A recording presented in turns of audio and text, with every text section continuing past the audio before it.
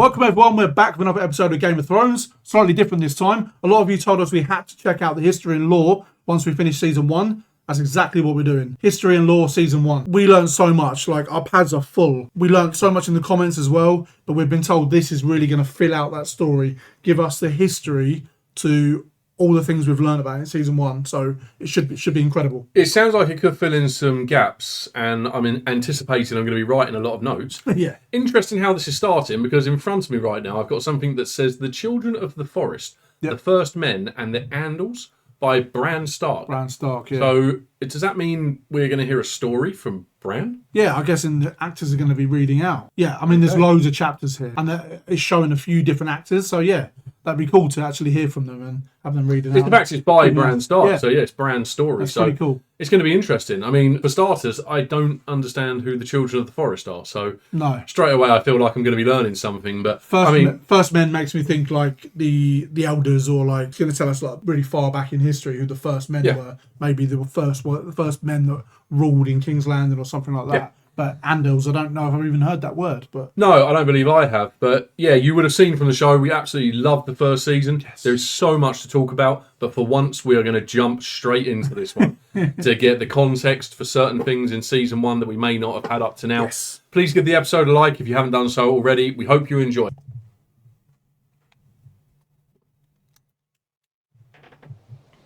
In the dawn age of Westeros, before the coming of man, and the raising of castles and cities, there were only the children of the forest. Little is known of them now, but it is said they were small in stature, dark and beautiful, and no taller than children when grown to manhood. Oh, wow. They lived in the depths of the forests and hidden villages, crannogs and caves. They hunted with weirwood bows and armed themselves with blades of obsidian. Their wise men were called green seers and were possessed of powerful magic. They worshipped nameless, faceless gods of the forest, stream and stone. According to legend, it was they who carved faces in the great white trunks of the majestic weirwoods. Their deep-cut eyes were red with sap and ever watchful. 12,000 years ago, the first men came from the eastern continent, crossing a land bridge called the Arm of Dawn. Riding their great so the first men were the ones that came after the bronze, Children of the Forest. They cut down the children's forests and weirwoods. Yes. A terrible war raged between the children and the first men that lasted for centuries. Wow. At long last, the two races sought an end to the years of horror and bloodshed. They met on a small isle in the centre of a great lake called the God's Eye. It was there they forged the pact. The first men would be granted dominion over the coastland, the mountains, the high plains and the bogs, but the deep forest would forever belong to the children, and no weirwood tree would ever again fall to man's axe. To seal the pact before the gods, the children carved a face in every weirwood tree on the island. They're not allowed to cut those down. As the Isle of Faces. But the pact could not withstand the coming of the Andals, a race of tall, fair-haired warriors. They attacked with fire and weapons of steel, slaughtering the children of the forest wherever they could find them, burning out their weirwood groves, hacking away at the faces of the old gods, and spreading their own religion through the land. Centuries of war followed, and the Andals conquered every kingdom in Westeros, save one, the North. The kings of winter were able to withstand the Andal invasion, and descendants of the first men dwell there to this day, and continue to worship the old gods. As for the children of the forest, those who survived the slaughter were said to have fled far north and have not been seen again. Most assume they're long dead, and some don't believe they ever existed. They live on only through song and legend, and in the faces of the weirwood trees. When they say the old gods and the new, they mean the old gods that were worshipped by the Children of the Forest, and the new, which are when Aegon the Conqueror invaded Westeros, he had 7 kingdoms to contend with. The Kingdom of the North, the Kingdom of the Mountain and the Vale, this is Aegon Targaryen, the Iron isn't Islands, it? The Kingdom of the Rock, the Kingdom of the Reach, the Stormlands, and Dawn. These regions had been established by the first men thousands of years before, in the Age of Heroes. One hero of this fabled age was Bran the Builder. Bran raised the wall and built the stronghold of Winterfell, establishing House Stark and reigning as the first king in the north. Other legends tell of the Grey King in the Iron Islands. Grey King took a mermaid to wife and defeated Greyjoy. Naga, the first sea Iron dragon. Islands, yeah. House Greyjoy of Pike, the current rulers of the region, claim to descend from him. House Casterly ruled the gold-rich Westerlands from their mighty seat of Casterly Rock. But their lands and power were swindled from them by the legendary trickster, Lan the Clever. The noble house of Lannister is said to have descended from him. Lan Lan the The the Clever. verdant Clever, and of course, fertile lands Lannister, of yeah. the Reach were first ruled by House Gardener, whose founder, known as Garth Greenhand, wore a crown of flowers and vines. He ruled from Highgarden as the first king of the Reach and was said to have made the land bloom.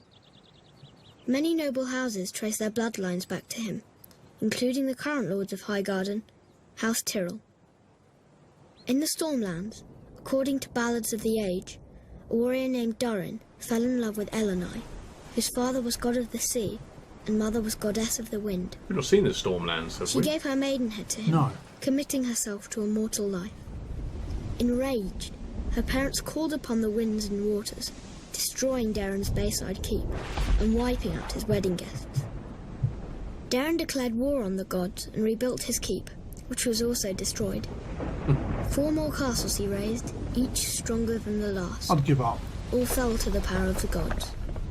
But Darren's 7th castle, Storm's End, withstood the gods' rage. Darren became known as Darren Godsgrief and reigned as the first Storm King. There are countless other tales from the Age of Heroes, too many to count. These histories weren't recorded in a book, but passed down from generation to generation through story and song. And while some of them may be dismissed as fairy tales, every one of the 7 kingdoms is defined by them. Yeah, we didn't really see a whole lot on the 7 kingdoms. Oh, No. it's Viserys. He's back. East Dragons. of Westeros Was lies that the smoking Valyria and sea, the dragons? where no ship dares sail. There are those who swear it to be demon-haunted, and who's to say they're wrong? For it was there, thousands of years ago, that a cataclysmic event occurred, destroying one of the great civilizations in history. The precise details of their origins are lost to us, but it is said the Valyrians were once a modest community of shepherds, tending their flocks on a small peninsula of the great eastern continent. One fateful day, in a volcanic area known as the 14 Fires, they made a shattering discovery. An egg. Dragons. They were monstrous, scaled creatures with massive wings, sharp claws, and fiery breath. They were also said to have a deep-rooted connection to magic. In time, the Valyrians were able to tame the beasts. Harnessing their immense power, they established a city of wonder, unlike any before or since. They became skilled at sorcery and metallurgy, creating uncommon weapons of spell-forged steel. Wielding these weapons astride their dragons, the Valyrians conquered the surrounding lands and slowly expanded west. At the Don's time, sword is made of the Valyrian Giscari steel, isn't Empire it? dominated much of the great eastern continent and tried to stop Valyria's expansion. The Giscari legions attacked the Valyrians 5 times, but could never defeat them. Finally, the Valyrians marched on their capital, Old Gis, and obliterated it, turning its streets and buildings to ash with dragon flame, and wiping the Giscari people and their culture off the face of the earth. The freehold of Valyria, as it came to be known, became the most advanced civilization in the known world, with its own language, gods, and culture. The Valyrians' reach extended far and wide, covering most of the continent. They seem unstoppable. Great cities were Yes, built and definitely. roadways paved, all of which led back to Valyria.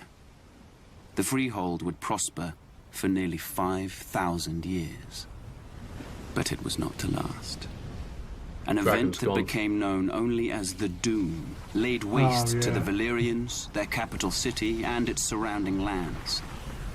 The peninsula itself was shattered, becoming what is now the Smoking Sea. Every dragon was thought to be lost, as were the Valyrian spells, knowledge, and recorded history.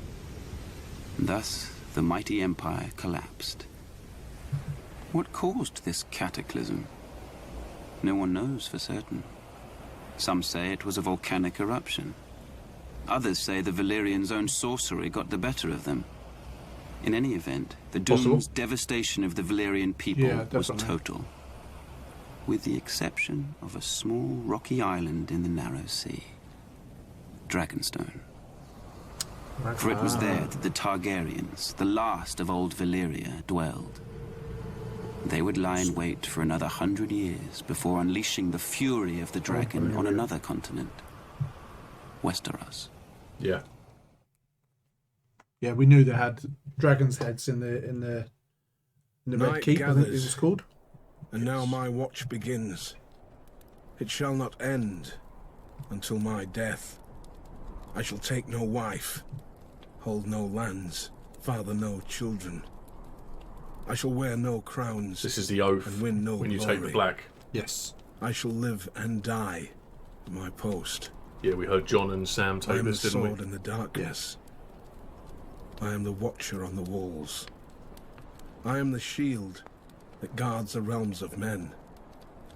I pledge my life and honor to the Night's Watch for this night and all the nights to come. Legend tells of a winter that lasted a generation and of a vast and terrible darkness that fell across the land.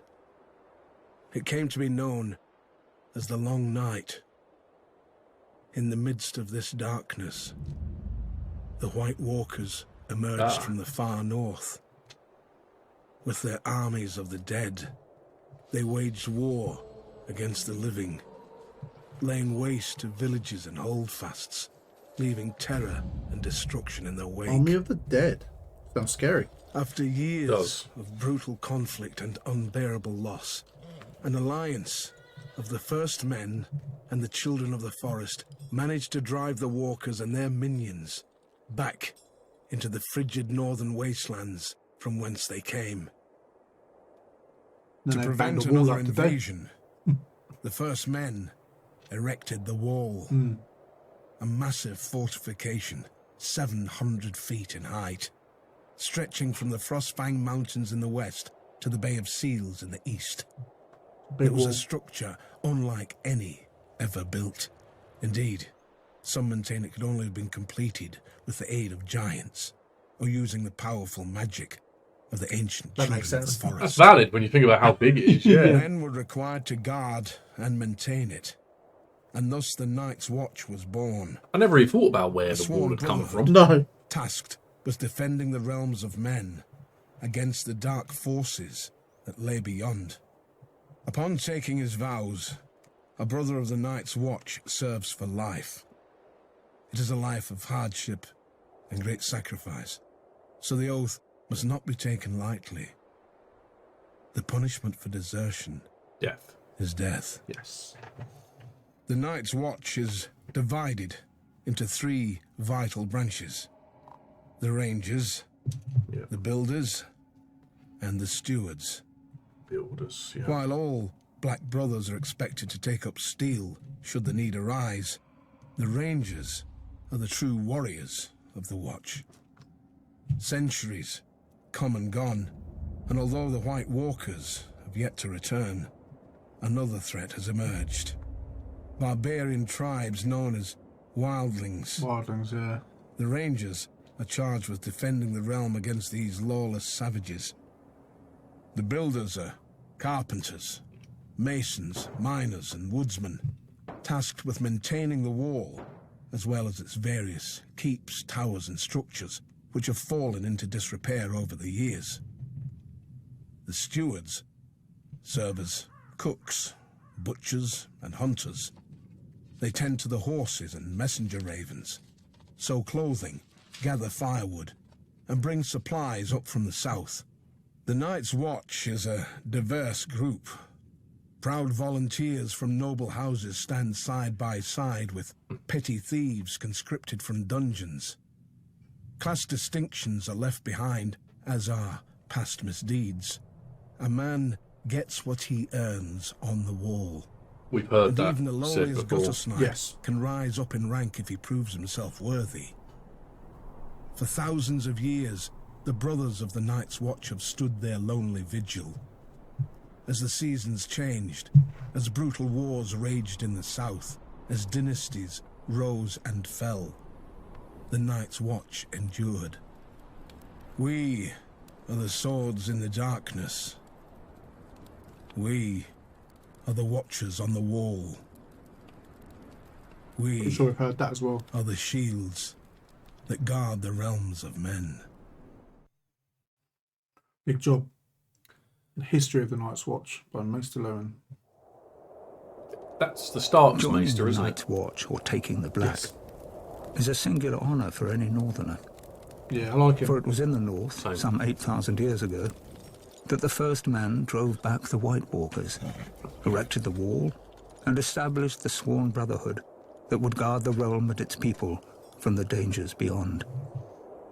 Regrettably, the Night's Watch no longer commands the widespread respect and admiration it once did. Yeah, we've seen that. Yeah. While House Stark and other houses in the northern regions continue to recognize its vital importance to the safety and stability of the realm, this view is not shared by the powerful houses of the southern kingdoms or their subjects.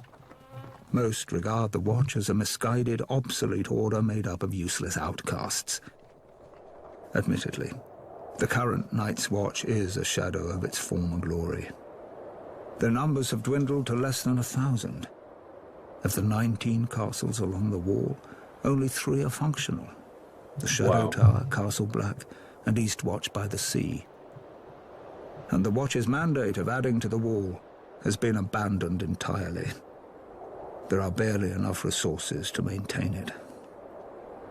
Recruiting officers, known as Wandering Crows, You're scour the dungeons and slums of the realm in hope of finding men to fill the ranks. While there is still the occasional highborn volunteer, the newest recruits are almost entirely made up of lowly criminals. Thieves, rapists, and murderers, sentenced to the wall as punishment for their crimes. The decline of this once fabled order is troubling, as the danger it guards against is all too real.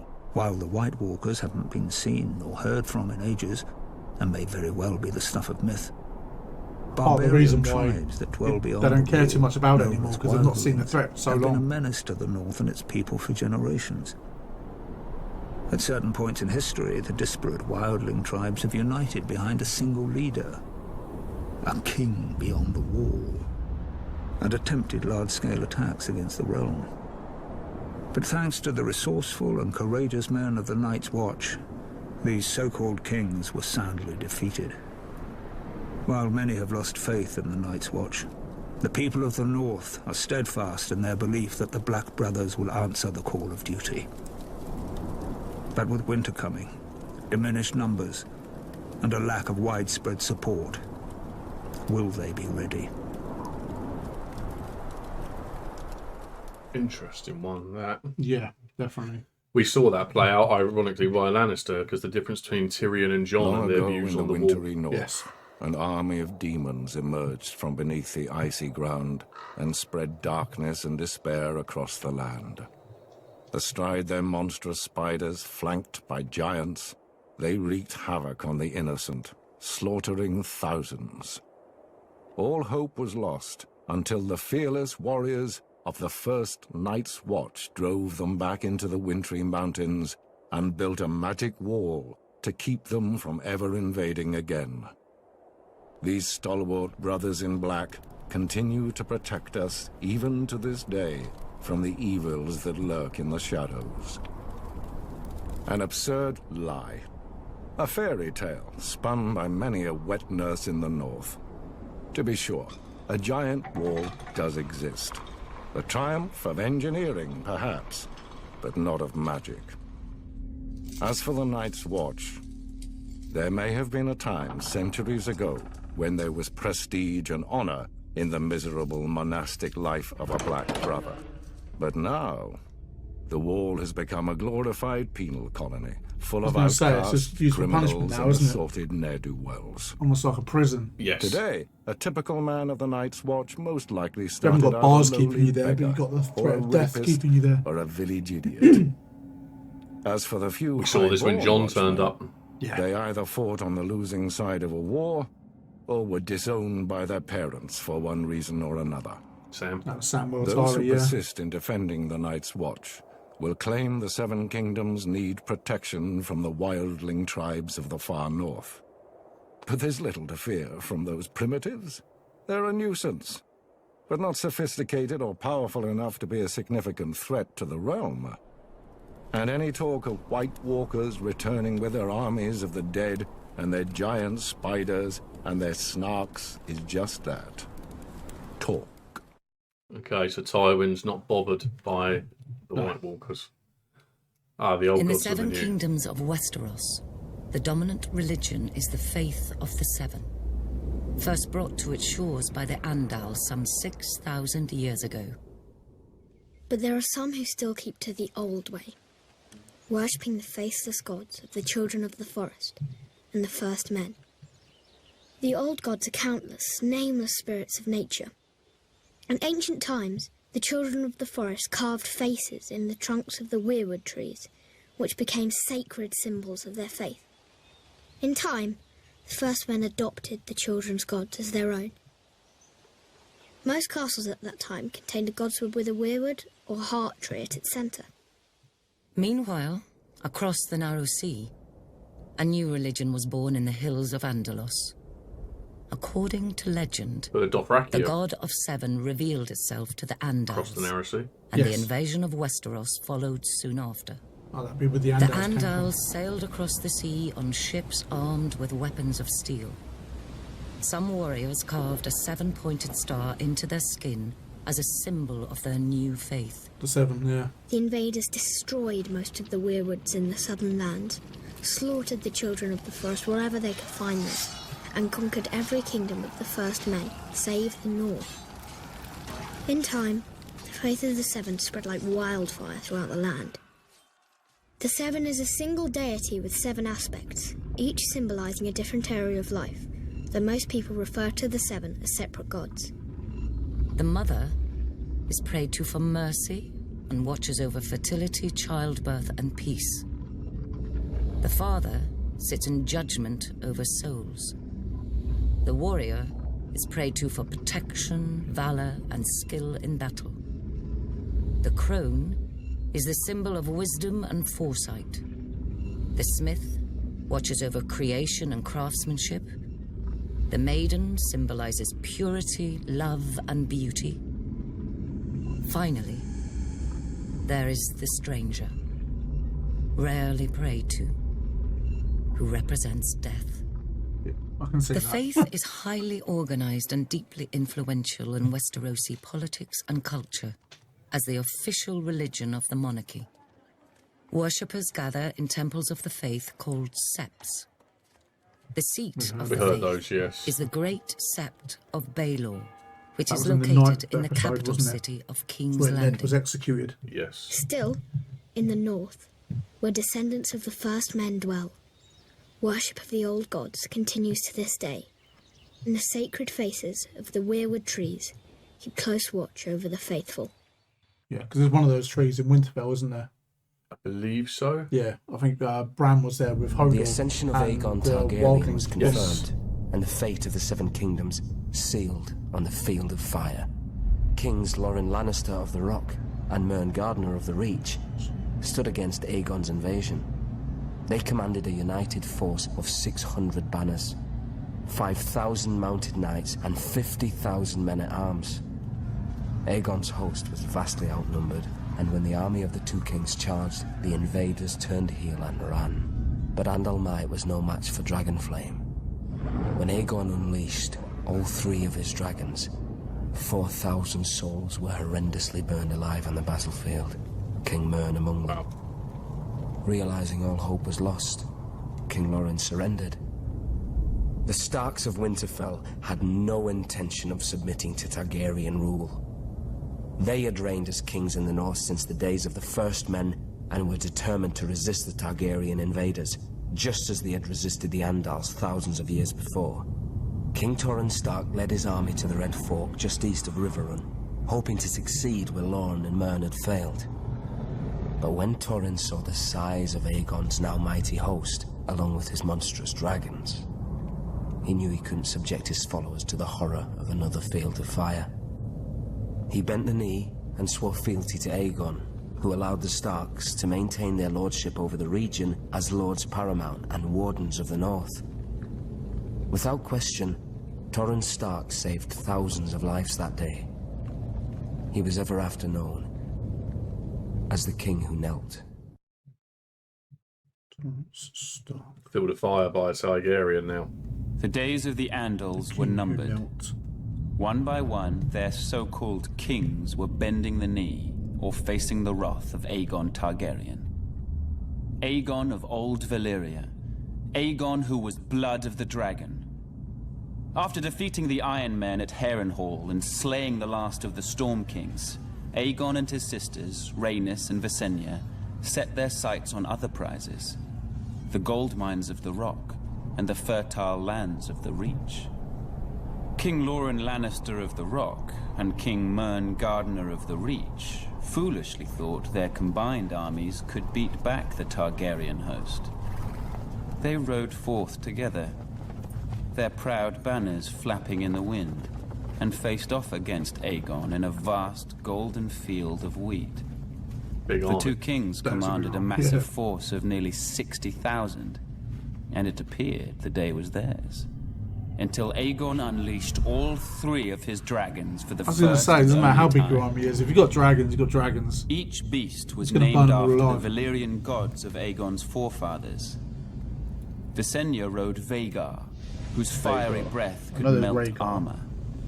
Rhaenys rode Meraxes, whose jaws were big enough to swallow a horse whole. Wow. Greatest of all was Balerion the Black Dread, with fire dark as night and wings so huge whole towns were covered in shadow when he flew overhead. This magnificent creature was ridden by Aegon himself. 4,000 men were bathed in glorious dragon flame that day, on what came to be known as the Field of Fire. King Mern was among the dead, and House Gardener died with him. His stewards, the Tyrells, surrendered his ancestral stronghold of Highgarden to Aegon, and were appointed Lords Paramount of the Reach and Wardens of the South. When Loren Lannister witnessed Mern's fate, he wisely bent the knee.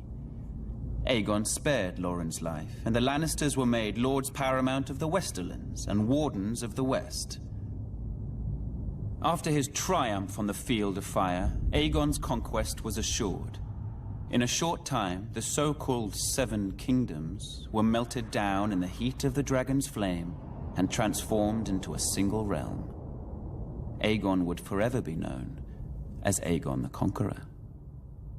Aegon the Conqueror. Yeah. Can't remember if we'd heard that before. Our Maester Lewin's back. The Order of Maesters. In the far southwest of Westeros, at the mouth of the river Honeywine, lies the great stone city of Old Town. It is home to the Citadel, where men and boys from throughout the kingdoms come to receive their training as maesters. Maesters play an integral role in Westerosi society, serving as scholars, healers, and advisors to the nobility of the Seven Kingdoms. This venerable order of learned men dedicate their lives to serving the realm, and are sworn to occupy a neutral position when it comes to power and politics. Upon completing his training at the Citadel and taking his vows, a maester renounces his family name and takes a vow of celibacy. He is assigned to a castle or keep, and duty-bound to serve as its counselor. Said that he might do. Even if control of the castle changes hands. A maester's allegiance is to the realm, not to any one family. His badge of office is a great chain, forged from links of different metals, which he wears around his neck. It is a reminder of his role as a servant of the realm and is never to be removed. He has said that one The at Maester King's Landing forges his is tale all with for the study, Lannisters, and it says they're and not each meant to link be represents for the one mastery family of a name. different The kind servants of the learning. realm, yeah. For instance, a silver link signifies mastery of the medicinal arts. A golden link represents the study of money and accounting. An iron link indicates knowledge of warcraft. Ravenry is an especially important skill for a maester, as it is he who breeds, trains, and maintains carrier ravens for the delivering of messages throughout the land. There are some maesters who have earned a link forged of Valyrian steel. This signifies knowledge of the higher mysteries, commonly known as magic. Only one maester in 100 possesses such a link, as this field of study is frowned upon by many in the Order. It is possible magic may have existed for a time long ago, but most consider the higher mysteries to be long gone from this world. Service as a maester is a noble calling, one of vital importance to a prosperous realm. It is little wonder there are some who refer to the Order as the Knights of the Mind. Interesting. Yeah. Oh, Maester Lewin again. Mad King Aerys. Yeah. As word of King Aerys' erratic and troubling behavior spread throughout the Seven Kingdoms, Lord Rickard Stark continued to serve his king faithfully as Warden of the North. The proud father of 4 children, his daughter Lyanna, was engaged to Robert Baratheon, the young lord of Storm's End. Centuries of peace between the North and the Iron Throne ended the day Rhaegar Targaryen, Prince of Dragonstone, abducted Lyanna. Enraged, Brandon Stark rode to King's Landing, demanding the release of his sister and the death of Rhaegar. Aerys arrested him for treason and called his father to come to the capital to ransom him. When Lord Rickard complied, Aerys, now utterly mad, arrested him for treason as well. Lord Rickard demanded a trial by combat. Aerys declared fire the champion of House Targaryen and had Lord Rickard suspended from the rafters of the throne room while pyromancers lit a blaze beneath him.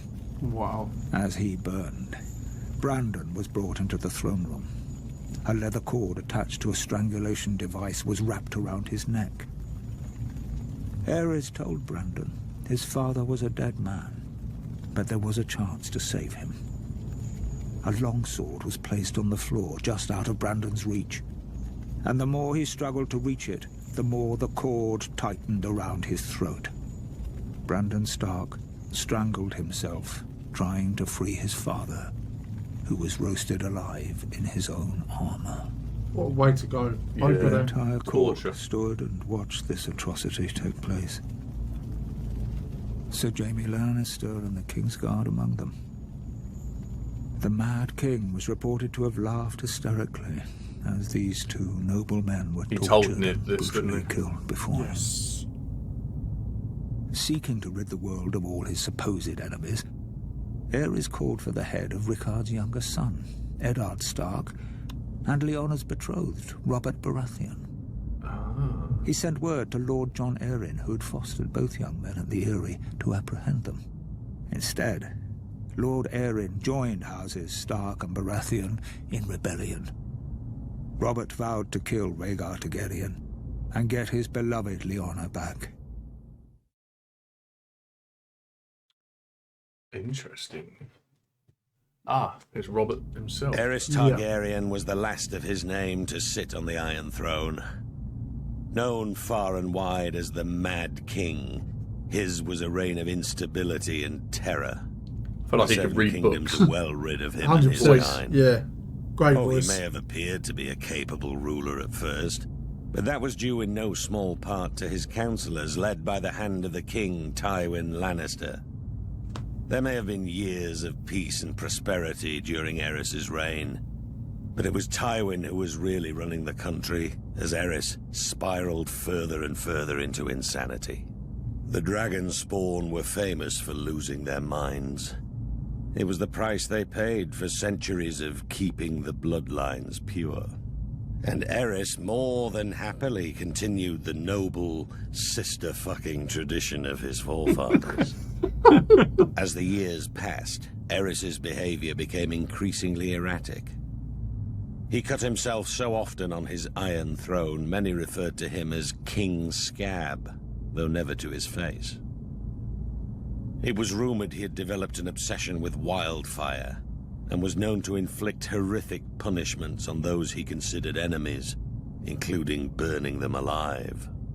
As his paranoia and bloodlust grew, he had a bitter falling out with Lord Tywin, who had served the crown faithfully for 20 years. At least Tywin was able to leave the job with his life and fortunes intact. Subsequent hands of King Aerys weren't so fortunate. Then the Targaryens went too far. The Crown Prince Rhaegar abducted Lyanna Stark, daughter of Rickard Stark, the Lord of Winterfell. She was my betrothed. She was my beloved. Beautiful and spirited woman, and I loved her more than life itself. Rhaegar went south with Lyanna, hiding her away in Dorne. What harm he inflicted on the poor girl, the gods only know. Brandon Stark, Lyanna's eldest brother, was outraged. He rode to King's Landing to confront the king and demand his sister's safe return. Instead, Aerys had him executed, his father, Rickard Stark, as well. There wasn't much left to discuss after that. I see what they called him, the Mad King. Aerys feared their loved ones would seek Don't revenge even for seem what he to did. know why He was right to be kidnapped afraid. Lyanna to begin with. No. Aerys wasted no time in calling for the heads of Brandon's younger brother, my friend Eddard Stark. And my head too, of course. I'm sorry he didn't come looking for it himself. Alongside Jon Arryn of the Vale, the man who fostered Ned and I as children, Baratheons, Starks, and Tullys all called their banners. Once our rebellion began, the Mad King's days were numbered.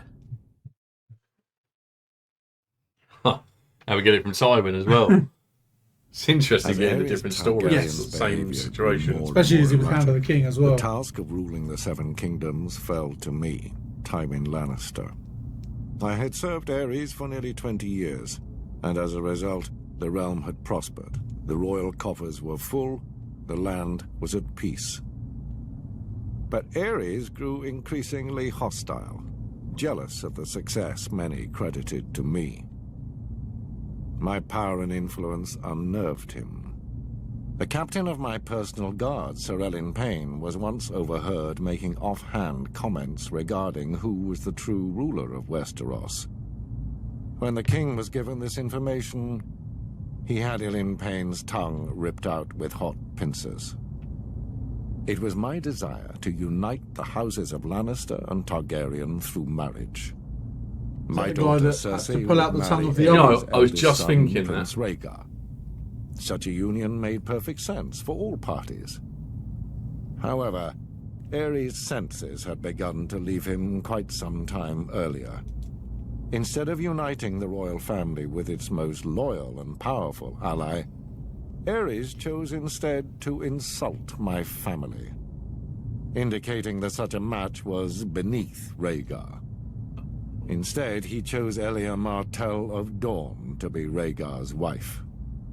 As if to rub salt in my Was it meant to be wounds, Cersei? Is that what he Aerys was saying? appointed Jaime, my son, to the King's Guard. Maybe, yeah. The King's Guard may be an honor for lesser families than ours, but it is a lifetime appointment that forces him to renounce all family holdings.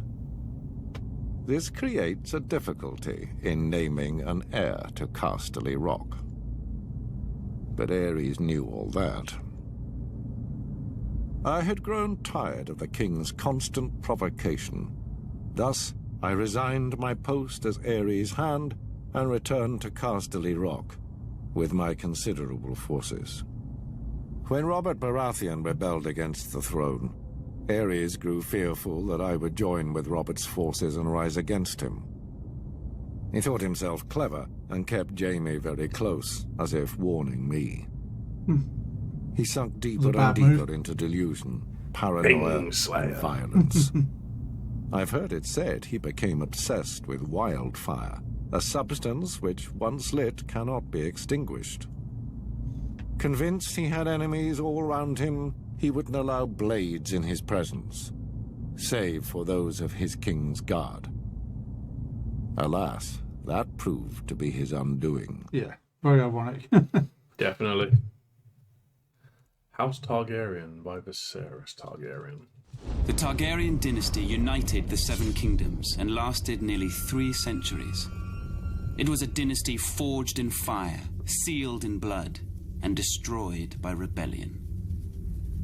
The Targaryens are blood of the dragon, descended from the nobility of ancient Valyria, a once mighty empire in the east. When the cataclysmic doom laid waste to Valyria and its people, the Targaryens survived, having settled on the island fortress of Dragonstone years before. They remained there for a century, until the rise of Aegon the Conqueror. Instead of attempting to reclaim the eastern lands of his ancestors, Aegon sailed west for the Seven Kingdoms, his sisters Visenya and Rhaenys at his side. To keep the bloodlines pure, Aegon continued the custom of his Valyrian ancestors and took both of his sisters to wife. Together, they came ashore on the eastern coast of Westeros, their blazon a dragon with 3 heads, representing Aegon and his sister wives. Their words, fire and blood. While their host was small in comparison to the armies of Westeros that awaited them, Aegon and his sisters had a secret weapon. Well, yeah, the dragon. The last of the dragons. Yeah. He conquered every kingdom save Dorne, which eventually bowed to Targaryen rule a century later. He had the swords of his enemies melted down by the fiery breath of his dragon, Balerion the Black Dread, and forged into the Iron Throne. Yeah. The capital city of King's Landing was built on the eastern coast, where Aegon and his sisters first came ashore. And Aegon ordered the construction of a royal castle on its highest hill, the Red Keep. For 300 years, the Targaryen dynasty stayed strong in the face of rebellion, civil war, and plague. But the line of dragon kings was broken when my father, Aerys Targaryen, the second of his name, was overthrown in rebellion. My father was betrayed and slaughtered by Ser Jaime Lannister, a member of his own Kingsguard. Does sound like he had a comment. His son and heir, my brother Rhaegar, perished on the field of battle at the hands of Robert Baratheon, who claimed the Iron Throne for himself. And so today, the only surviving members of the storied Targaryen dynasty are myself, Prince Viserys, rightful King of the Andals and ruler of the Seven Kingdoms, and my sister, Daenerys. We were spirited away to the free cities of the East by loyalists. Here we have lived in exile ever since, dreaming of a day when we will cross the narrow sea and take back my father's throne.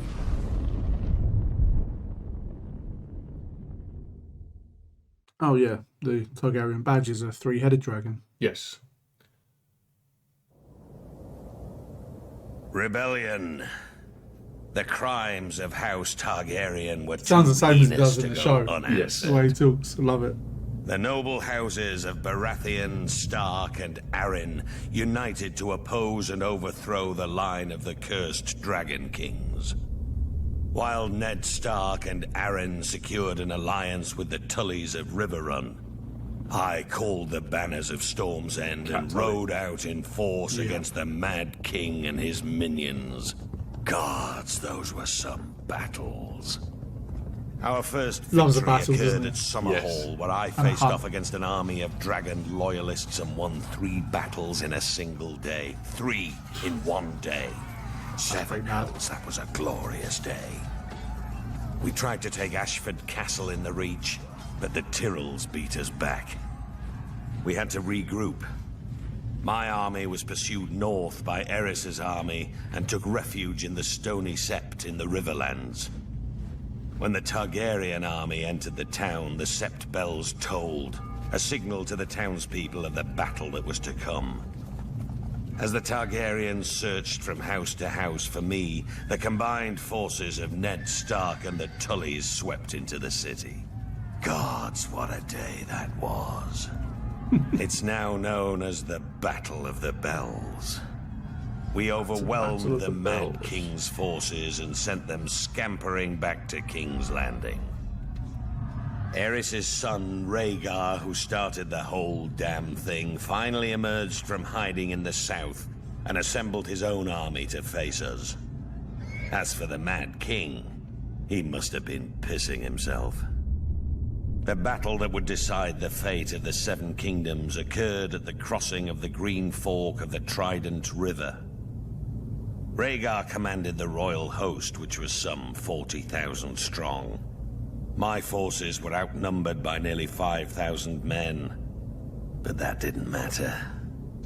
They were fresh, but we were battle-hardened and had justice on our side.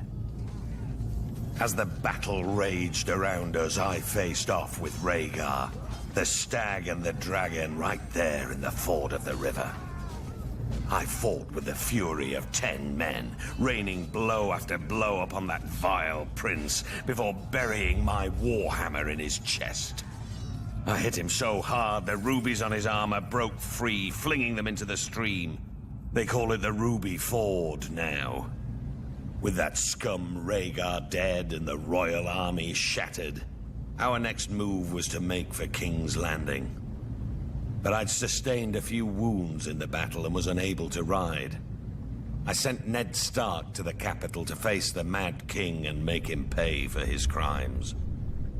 He may well have said, but I don't know about you, but I didn't know that Robert killed Rhaegar. No, I just write that down because that seems to me The like new Targaryens, information. blood of the dragon, and the last of heard old that. Valyria, were loved by their subjects and admired far and wide as the greatest dynasty in the history of the Western world. But the peace and prosperity of nearly 3 centuries of Targaryen rule was shattered by the usurper, Robert Baratheon, and his band of traitors. House Baratheon owed its very existence to the Targaryens. Was it not Aegon the Dragon himself who elevated the bastard Orys Baratheon in the War of Conquest? And what of the Starks, the Lannisters, the Aarons of the Vale? All had been spared and allowed to keep their lands when Aegon could easily have wiped them out. Centuries later, the usurper and his lackeys repaid Aegon's benevolence with treachery. There are some who dare to claim Robert and his allies had reason to rebel. They say the Crown Prince stole the usurper's lady love. They say my father, King Aerys, murdered Rickard Stark and his son without just cause. Whether these charges are true or not, it doesn't matter. The dragon answers to no one. Aerys' good name has been besmirched in the years since the rebellion. He's been called a dangerous madman, a monster, a tyrant that brought his tragic end upon himself. Lies! My father was a victim of weaklings in his council. Lackwits who failed him in his hour of need and let the rebellion spin out of control. But it was not enough. The royal army was crushed at the Battle of the Trident. It was there the valiant Rhaegar met Robert in single combat, but the gods betrayed him, and he perished by the usurper's hand. As the Field of Fire had marked the end of the Andal centuries before, the Battle of the Trident seemed to herald the end of the Dragon Kings. Oh, his helmet looks like a stag. When word reached the capital of my brother Rhaegar's death, my father Aerys moved to protect me, as I was the surviving heir to the throne. He sent me to the island fortress of Dragonstone, along with my mother, Queen Rhaela, who was great with child. But as my father, my king, Aerys Targaryen, prepared to defend his throne to the bitter end, little did he know of the horrors and betrayals that awaited him and our family. It's funny how the story changes depending on who tells it. Different versions, yeah. Ours is the fury. These are the words of the Black Stag of Baratheon.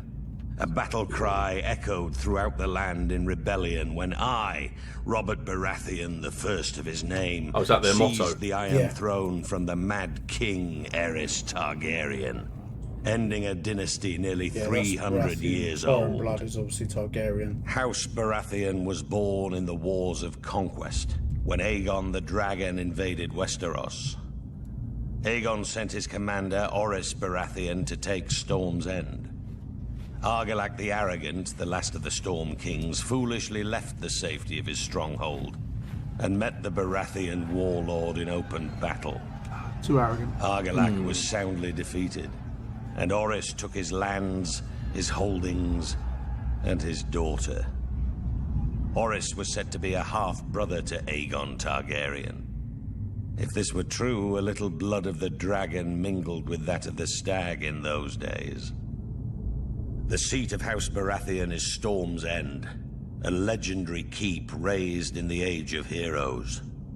It overlooks Shipbreaker's Bay, where legend has it that Durin, the first Storm King, raised the keep with the aid of Bran the Builder of House Stark, forging a centuries-long connection with the Stormlands and the North. After Aegon's conquest of the Seven Kingdoms, the Baratheons remained loyal enough to the crown while Targaryen kings came and went. But loyalty has its limits.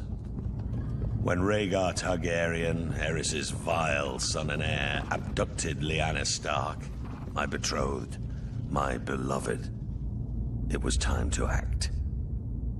We raised our banners, Baratheon, Stark, Jon Arryn, and the Tullys, united in rebellion against Rhaegar and his father, the Mad King. We were victorious and took the Iron Throne. That bit of dragon blood in my veins came in well, as it made me a distant relation to the Targaryen dynasty blood of my long-lost ancestor, Orys. The truth of it is, I took it. I sit on the Iron Throne. I rule the Seven Kingdoms from the Red Keep.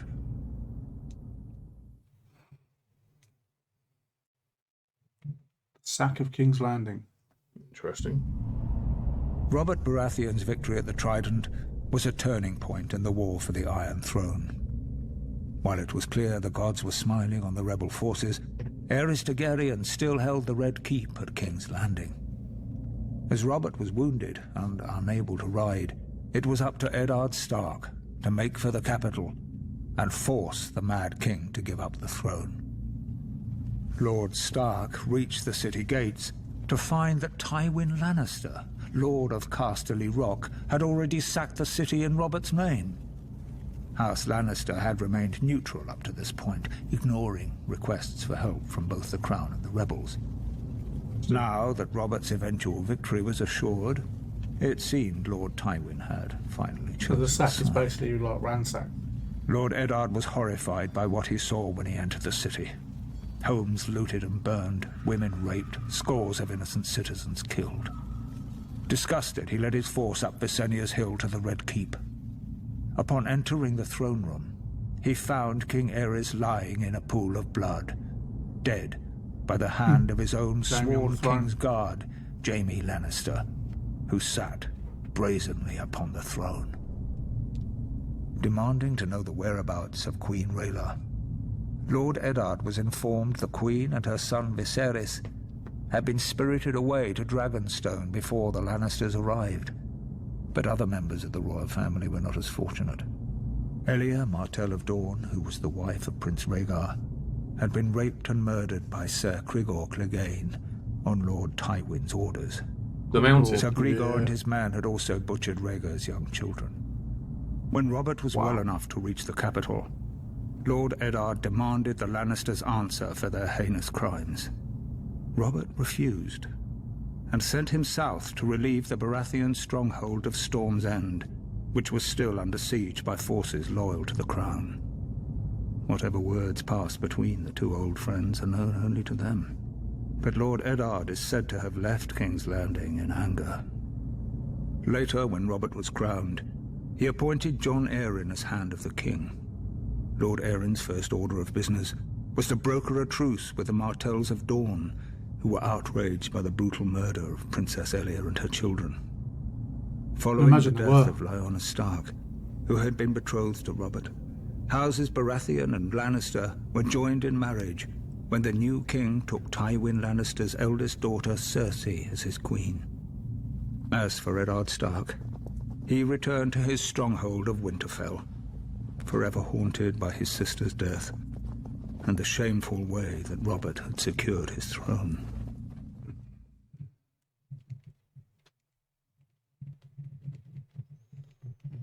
Same For story our now from rebellion Robert's to perspective. succeed, King's Landing had to be taken forcefully. No one was foolish enough to believe that Aerys was going to hand his crown over peacefully. The Mad King's reign needed to end. What Tywin Lannister's forces did was unfortunate, but it was necessary to secure the Iron Throne and bring peace and justice to the Seven Kingdoms. My glorious victory at the Trident left me wounded, but I sent my personal maester to attend to Sir Barristan Selmy instead. His wounds were more severe. Even though Sir Barristan was a member of Aerys's Kingsguard and fought on the opposing side, that man's bravery and loyalty was something to behold. But this meant my wounds would take longer to heal, and I couldn't ride to King's Landing myself. I sent the one man I trusted over anyone else in this world, Ned Stark, in my place. Had I been able to ride, perhaps I could have reached King's Landing sooner and prevented some of the violence that occurred when the Lannisters entered the city. Still, what Lord Tywin did was for the greater good. Even what happened to Princess Elia and her children. Babies or no, theirs was the same cursed blood that flowed within the Mad King's veins. They were dragon spawn. Obviously, Ned didn't see it that way, and that's why Ned wasn't the hand to the king. Loyal subjects. Ned, Probably why it with was his so long damn between northern honor. them seeing each other as well. He and I had our first major fight over the deaths of the Targaryen children. Ned called it murder. Murder? It was war. It was war. Lord Stark demanded that the Lannisters be held responsible for their crimes. Was it a crime to put an end to a family of lunatics born of incest? I wouldn't and still won't blame Tywin. Instead, I sent Ned Stark south to finish off the remaining Targaryen loyalists. It was only Lyanna Stark's death that reconciled us. Ned had lost his sister. I had lost my betrothed and beloved. We shared that sad bond together, Ned and I. Through it, our friendship was made strong again. As for the Mad King's surviving heirs, those that were able to scurry away in the face of my fury now live somewhere across the narrow sea. They had best stay there. If they ever set foot in Westeros again, they will face the King's justice. Yeah, which we saw. We saw that unfolding before Robert Rhaegar died. Targaryen lay dead on the banks of the Trident. Tywin's His version. loyal army shattered and in retreat. The days of the Dragon Kings were clearly numbered.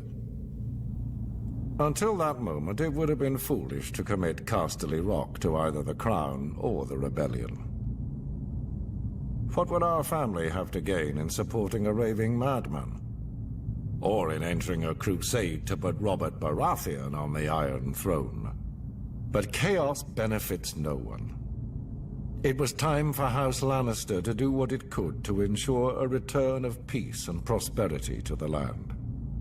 I, Tywin Lannister, brought 10,000 Lannister troops to the gates of King's Landing in order to bring the bloodshed to a quick and decisive conclusion. King Aerys had been sending ravens for months, begging for my support to end the uprising. In a way, his pleas had been answered. Yeah. As I had suspected, Aerys opened the city gates and welcomed my men.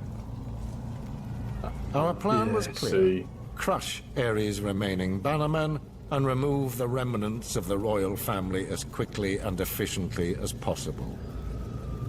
Any alternative meant years of further war and a fragmented 7 kingdoms. Our means were bloody, but the results speak for themselves. As for Aerys, it is true he met his fate at the hands of my son. Aerys had kept Jaime close during the rebellion, thinking himself clever in keeping my son as a hostage, should I decide to pledge support to the rebel cause. This proved to be his greatest mistake. For when the Interesting, time because came, Sansa's being kept close at the Jaime moment. did his duty as a Lannister and drove his sword into the Mad King's back. With that, Robert Baratheon's crown was secured. The new king recognized our role in his ascension to the throne, just as he recognized how useful the might and riches of Casterly Rock would be if he wanted to keep it. To that end, I offered my daughter Cersei as his queen. Had Aerys not spurned this same offer years earlier, perhaps things would have worked out differently. With Robert and Cersei crowned as king and queen of the 7 kingdoms, yeah, so it was was a new Cersei day. who was offered to Rhaegar. The dragon was vanquished, and the 7 kingdoms would thereafter belong to the stag and the lion. Yes. Full version of this one. Yeah. This series The is Battle of the version. Trident may have been an important victory for the usurper, but it was the treachery and barbarism of Tywin Lannister that sealed the fate of the Targaryen dynasty. My father, King Aerys, had ever been a friend to the Lions of the Rock. Aerys graciously brought Tywin to court, making him the youngest hand of the king in history. He gave him power. He gave him respect. He made it possible for Tywin to restore House Lannister to glory. Aerys and Tywin governed side by side for 20 prosperous years. Still, when the usurper called his banners in rebellion, Tywin Lannister ignored his king's pleas for help and stayed holed up in his stronghold of Casterly Rock. In time, my brother, Prince Rhaegar, was dead. The realm was in turmoil, and the usurper's forces were said to be riding for King's Landing. What a glorious sight it must have been when a force of 10,000 Lannister men showed up at the gate of the capital with Lord Tywin at their head, pledging support to his beleaguered king. Aerys opened the gates for his old friend. Instead, Lannister and his men proceeded to plunder and destroy the city that he had called home for decades. As the capital was ravaged and its people terrorized, Jaime Lannister, son of Lord Tywin, proved every bit as treacherous. He killed my father, the king, at the foot of the Iron Throne. The Lannisters entered the Red Keep, and Tywin ordered the deaths of the rest of the royal family. It is said Princess Rhaenys was found cowering under her father's bed and put to the sword. She was only a child. As for Rhaegar's widow, Elia, she was forced to watch as Lannister thugs dashed her baby son's head against a wall before being raped and murdered herself. As I was the heir to my father's throne, I had been spirited away to Dragonstone with my mother, Queen Rhaela, who was with child. Daenerys As a gonna be in raging summer storm battered the island fortress and destroyed the Targaryen fleet as it lay at anchor. That's what the Maester of the Wall was talking about when he said they killed the children. Yes. My mother, the Queen, died giving birth. Now, some 17 years later, the rightful king still lives in exile. Did you say his mother died giving birth to The day of Daenerys? reckoning is coming. I will sail west as Aegon the Dragon did centuries before. I will take back my father's throne with blood. You didn't know. and No, you won't. fire. And I will punish the treacherous dogs who sought to destroy my family. And the people shall rejoice. He didn't even start his to-do list. Nah. No. He was, House Aaron. Ah, this is John Aaron, right? yeah. In the snow-capped mountains of the moon, standing high above the rich lands of the Vale, stands the Eyrie, That's it. a storied and impregnable fortress said to have been built by the legendary Mountain Kings in the Age of Heroes. It is the stronghold of House Aaron, one of the oldest noble families in Westeros. This is what Tyrion's Their offered up to sigil, the Stone Crows. a soaring falcon Isn't over it? a crescent Vale. moon. Yes, it was Their Vale, words, as high as honor. The Aarons are direct descendants of the Andal invaders, who sailed across the narrow sea and came ashore at the Fingers. According to legend, Sir Artus Aaron, known as the Winged Knight, soared through the sky atop a giant falcon, landing on the peak of the highest mountain, where he defeated the Griffin King in battle. Must have been fun. It was the Andals' first great victory over the First Men, and Sir Artus was duly rewarded. He was declared King of the Mountain and the Vale, and the region was renamed the Vale of Aaron.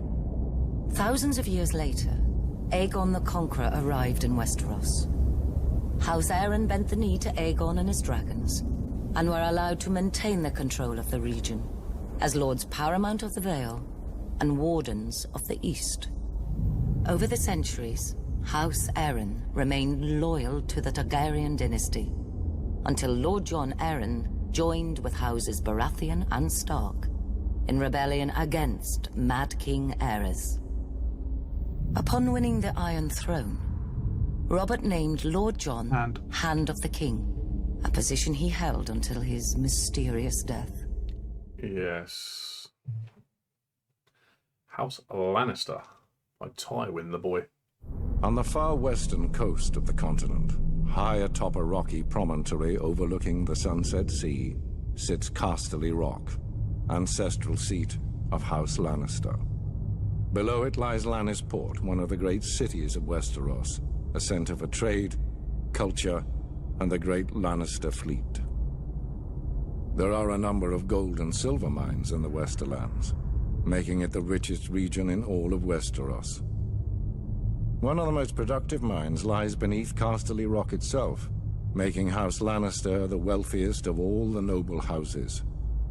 This allows House Lannister to finance many endeavors of other noble houses. Even the king himself has sought credit from Casterly Rock from time They to sit time. on mines. Yeah, gold We mine below your Lannisters house. claim our descent Well, from yeah, the not a Andal landmine. invaders, and through the female bloodline, Lan the Clever. According to the legend, Lan, using only his wits, won Casterly Rock from the noble House of Casterly during the Age of Heroes. The Lannisters reigned as kings of the Rock for thousands of years, and worked to make it the envy of the rest of the Seven Kingdoms. Our time as kings ended, however, when Aegon Targaryen, otherwise known as Aegon the Conqueror, arrived in Westeros with his army. The last king of the Rock, King Lorin Lannister, joined forces with King Mern Gardener, the king of the Reach. Together, with 60,000 men, they met the Targaryen host in open battle. History tells us that Aegon unleashed all 3 of his dragons, slaughtering 4,000 men at what came to be known as the Field of Fire. King Mern himself was burned alive that day, and House Gardener turned to ash with him. Seeing both the threat and opportunity the they told us he took the Targaryens knee. represented, Lorin wisely surrendered and aided Aegon in his further conquest of Westeros. Lorin. Yeah, Lauren. The Lannisters were thus appointed Lords Paramount of the Westerlands and Wardens of the West, titles we hold to this day. Let us be clear, though. It is neither luck nor royal favor that makes our house prosperous. There have been times in our history where some have thought us weak, lazy, or opulent. My father, Titus Lannister, nearly bankrupted our house with his poor investments, and allowed himself to be mocked openly at court. When our vassal, the Rains of Castamere, dared to rise up against the Lannisters, they learned how dangerous it can be to taunt a lion. I, Tywin Lannister, led the assault on Castamere to put down this rebellion. I made an example of them, to anyone who doubts our might. They even made a quaint song about the fates of the Rains of Castamere. Sadly, there are no Rains left to hear it. Today, the Golden Lion of Lannister is rightly admired and feared throughout the Seven Kingdoms. Our words are, "Hear me roar." But there are other words that should be remembered when crossing a Lion of Casterly Rock. A Lannister always pays his debts. That's the one Bran couldn't remember. Yes. Hear me roar.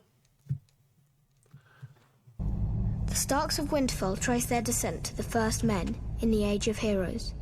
The family's founder was Brandon the Builder, who, in the aftermath of the Long Night, helped establish the Night's Watch. Legend has it he enlisted the aid of giants and the powerful magic of the Children of the Forest to raise the mighty wall, which has protected the realm for generations. He went on to build the ancestral seat of Winterfell and reigned as the first king in the north. The Starks reigned as kings for thousands of years, even withstanding the invasion of the Andals. As the southern kingdoms fell and the Children of the Forest were driven away, the north stood strong, maintaining its religious customs and its way of life. Yeah, it is, yeah. Eventually, the reign of the Kings of Winter came to an end with the coming of Aegon the Conqueror. After Aegon and his dragons destroyed the combined armies of the Reach and the Rock at the Field of Fire, King Torrhen Stark bent the knee and swore fealty to the Targaryen dynasty in order to spare the destruction of Winterfell and his people. Yeah, so he was forever was the after only known as king the left. King Who Knelt. As a reward for his submission, Aegon named Torrhen Lord of Winterfell and Warden of the North. A title they've The held Starks since. take great pride in their history and traditions. It is one of the few noble houses that still keeps the old gods. A sacred weirwood tree looms large in Winterfell's Godswood. Its ancestral sword, Ice, was forged in ancient Valyria and has been passed down through the generations. House Stark remains steadfast in its Ice, support wasn't it, of the as well? Night's Watch, even Yeah, as the about that. once illustrious order has fallen on hard times. Much like their sigil, the Grey Direwolf, House Stark is the stuff of legend in the north and throughout the Seven Kingdoms. And their family words, winter is coming, Yeah. serve as a reminder of their beginnings in the wake of the Long Night and a grim portent of things to come.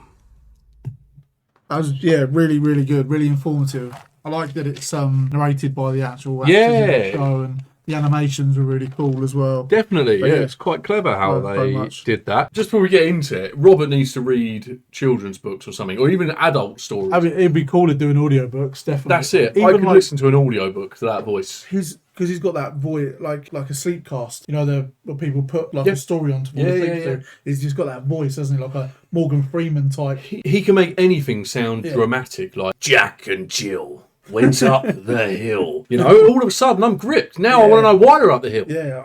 Is it that water again? I need a sequel. So what I noticed, we heard a few of the words for the houses. I don't know what it is, but hearing all the words for the houses, when I hear winter is coming, I get goosebumps. It's the only one that does anything to me. Cold. Yeah. Yes.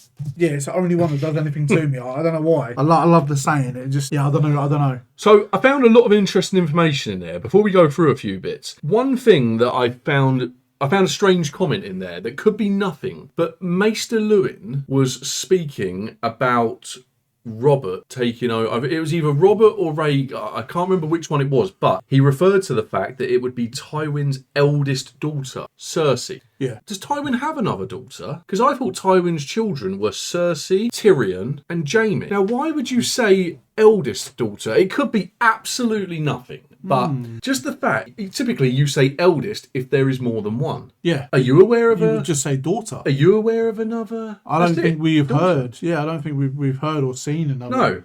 No. So, daughter. yeah, just a strange... I'm pretty sure... I didn't have time to write down, but I'm pretty sure it was Maester Lewin. If it's nothing, then fine. But if it is something, we don't really want to know.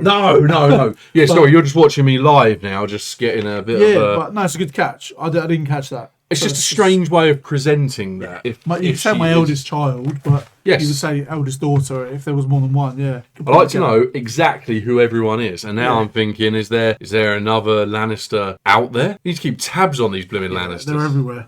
Do not trust a Lannister is the main thing I took from this. Well, they so. Yeah. Don't know if that even makes up for any of it. I mean, they did trick there. They tricked Aerys. They did. The Mad King, kind of, to get in and slaughter his people. I get why they did it, but they were treasonous. It's not so much. It's just another example I find of how Lannisters use tricks.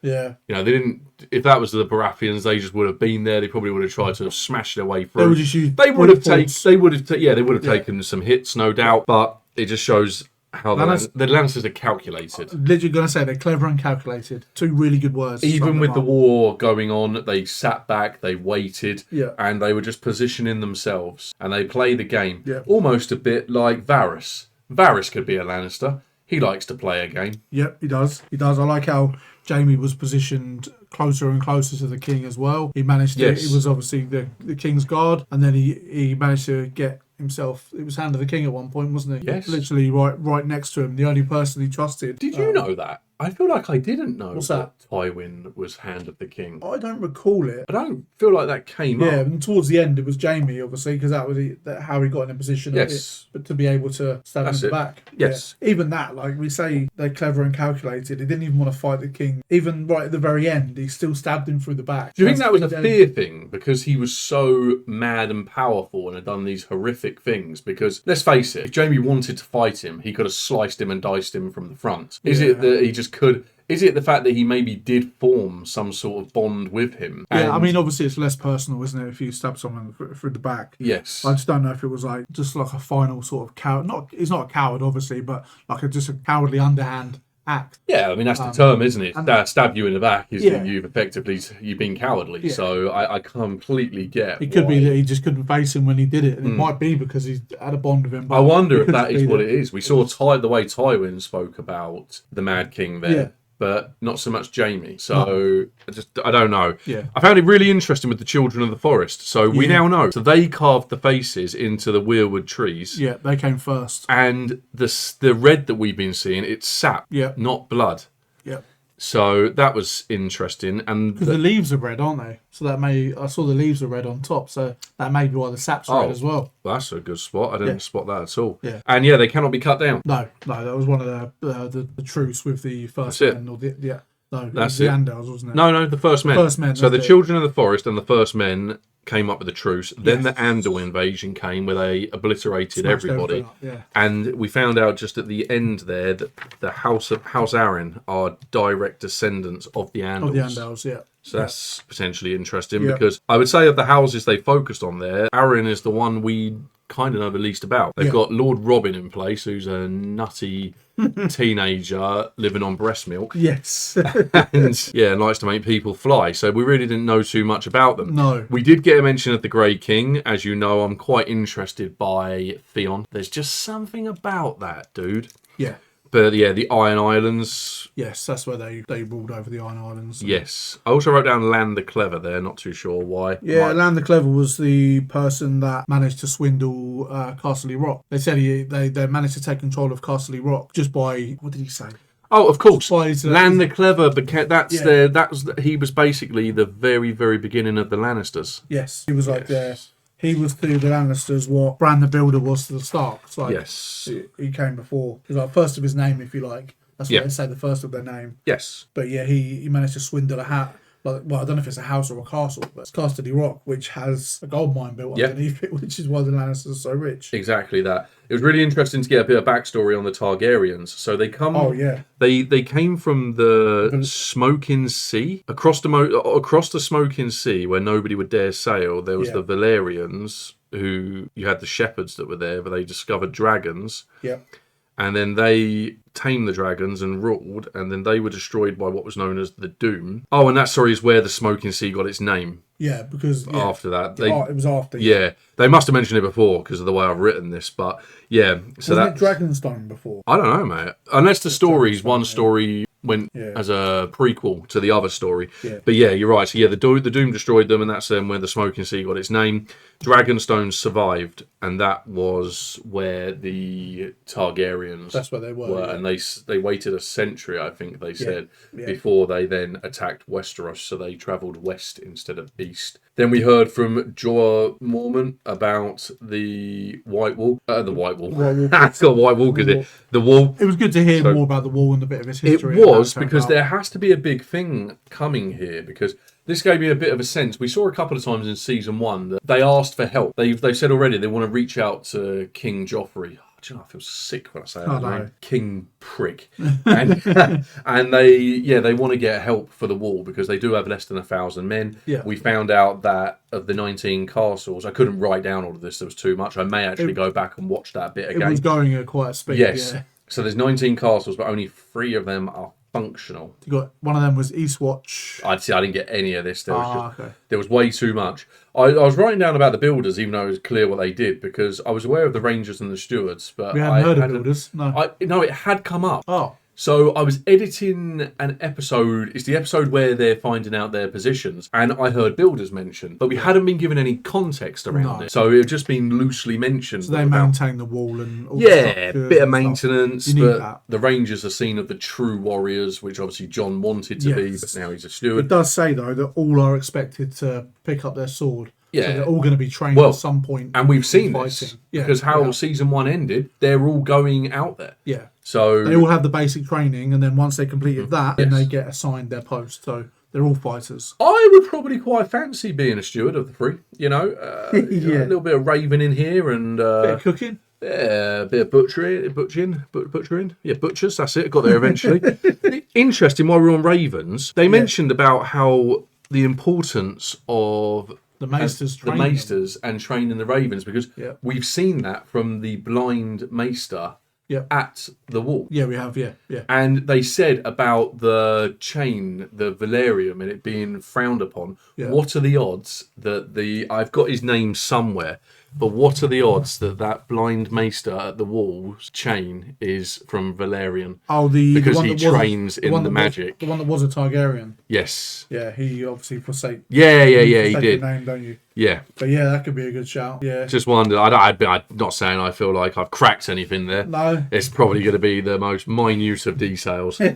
But yeah, I found it really interesting just to learn a few bits there. But it does show how weak the wall is, and feeds back to the season 1 comments where they're saying they need help. They really do. They do, yes. No, they definitely do. And like you got the further up you go, the more serious you take the threat north of the wall. It's kind of like out of sight, out of mind. Down south, they're like, well, we have never seen these things that you claim are there, so why should we be worried? Well, even Ned didn't believe it, and he was pretty far up the north anyway. Yeah, so yeah. So yeah, it does make sense why people aren't taking it seriously, and they are just, what they don't realise is they are weakening their defence each timeline we go through. So every generation, that wall is getting weaker and weaker by the sounds of it. And even now, at the end of season 1, where like we've got all these different, what they're called, like families that are like making a play for the throne, and there's going to be battles going all over the place. They're all ignoring the threat that we keep hearing about from the north. And we know winter is coming. Cue the goosebumps. And that I think it needs to be taken more seriously. Bloody red hot in it. I know. It's cooling me down. Yeah. So that, I found that very interesting. We then heard a lot about so we know the new gods are referred to as the Faith of the Seven. I was going to say, I like the fact that we learned more about the old gods than the new. Yes. We've heard of them, but didn't have any context. Seems as though the only house we know that follows the old gods or prays to the old gods is Starks. Yeah, it seems more of a northern thing. Because there's one of those trees as well, north of the wall, that we saw John like you say, and Sam give their oath to. Yes. So yeah, the further south you go, they're probably a bit more modern, and they worship the new. Found out a lot about the Field of Fire. So this was Aegon coming in with the dragons and absolutely slaughtering everybody. 4,000 people, wasn't it? Torrent, they took 60,000. The dragons slaughtered 4,000. On the back of that, Torrent Stark, who's now known as the King Who Knelt. Yes. Knelt him, and they were allowed to keep the North. We've got the names of the dragons. Don't know how important these are going to be. Vhagar, Maracas, and Valerian the Black Dread. That's it. That was the one ridden by Aegon. That was a big boy. Yes. I thought there was one called Rhaegar. I know that's a person's name, but I swear they said there was a dragon called Rhaegar. Whether I'm tripping out or not, I don't know. I'll have to go through the notes that I've got from episodes, but I'm pretty sure that those names we've heard before. I think that Viserys gave those names to the lady who he had bought. Remember he was in the bathtub? Oh, yes. Yes. So what are the odds that she tells, because by lo and behold, Daenerys now has 3 dragons. She does, yes. So what are the odds that they are now going to be called those names? Oh, what, named after the old ones? That'd be pretty cool, yeah. Why not? I mean, she might. I mean, don't get me wrong. She might call them Rhaego, Drogo, and Bobo for her son who did not survive. If they call him for that, Khal Drogo, and his father was Barbo. No, Barbo, I think it was. Yeah. Again, I got the name written down. God knows why I wrote that down. I wrote down Khal Drogo's father's name. I thought he might be a pivotal character at that point. Relevant. I mean, I didn't know he was going to die just a couple of episodes Done later. him in. I wrote down a bit about the Maesters. So the fact it's in the old town and at the Citadel. that's where the Citadel, and the fact they're sworn to be neutral, take celibacy, which was a really good spot by you in the last one, and the abandoning of the name. They also mentioned about the fact they're not to show any allegiance to a house name, which that Maester, I really do need to learn his name. But the one at King's Landing, he definitely... He may as well be a Lannister. Yeah, when you said you were suspicious of him, and then I just had in the back of my mind, look, if you're in this position, and then you probably you swear an oath of celibacy, and that shows that he's not taking the oath seriously, so he's not to be trusted. And then obviously there was everything else there that. Obviously, the way he just sort of was born again once she'd left. Yeah, he's clearly playing a game, but I don't know what that is yet. Then we had the Mad King himself. We learned a lot about this. Yeah. So this is where a lot of the focus ended up being. Yeah. We had Lord Rickard. Well, I mean, the whole thing started off by Rhaegar, for some unknown reason, kidnapping Lyanna Stark. Yes. What on earth? Everything that's the moment. Like, that's almost the butterfly effect, if you like. If you take that moment out, no doubt the Targaryens may still be on the throne. But yeah, and he probably doesn't get Robert's... Why would he hammer driven into his Lyanna chest? Stark? I don't know. I didn't know if they were going to make some sort of reference to the fact he wanted her to be his wife. Yeah. Or something along those lines. But Lord Rickard Stark burned alive. Yes. We had Brandon Stark strangled himself, asphyxiated, trying to save Rickard Stark. Yeah. Interestingly, so we probably did know this, but I hadn't really picked up on it. But so Storm's End appears to be where the Baratheon house That's where their family house is from, yeah. Interesting, because I didn't have that. And I swear I didn't know that Tywin was Hand to the King. I think I had heard them mention Casterly Rock. Yeah, we have heard reference of that, yes. Yeah, no, you're right. Change that D for an L. Casterly Rock. We had the Battle of the Bells mentioned, which ended up then going up to the Trident River, and that is where King Robert killed Rhaegar. Yes. Again, may well have known that. He did love a war story. He did. And he did tell us a story. No, that was when he said a boy was looking up at him and begged for mercy. Would be interesting if that had been Rhaegar, because he didn't tell us his name, but I don't think it was.